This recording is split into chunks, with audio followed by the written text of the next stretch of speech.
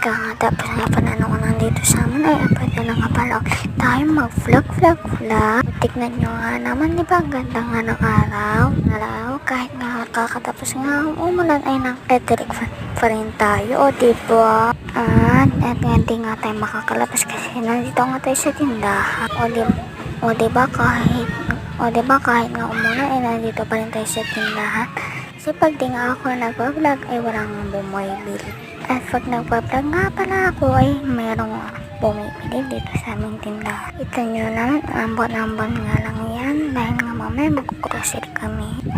Diba, ang dami ko na nga pala yung sinasabi. Wala na nga kung masasabi dyan dahil nga nasabi ko na nga po lahat. Diba, ayan nga pala yung tindahan namin. Medyo kukunti nga lang yung ating paninda dahil nga hindi pa tayo nakapag-cross. Diba, meron nga pala naliligo kahit nga nawala ng ulan. Na ini-imagine na lang nila na merong ulan. Ako nga lang dyan, ay ganda-gandahan lang po tayo dyan. Dahil nga kahit hindi anong gawin natin, eh hindi pa rin tayo kumakat. May walang ganun. Lahat nga man ang tao ay magaganda. Kaya actually,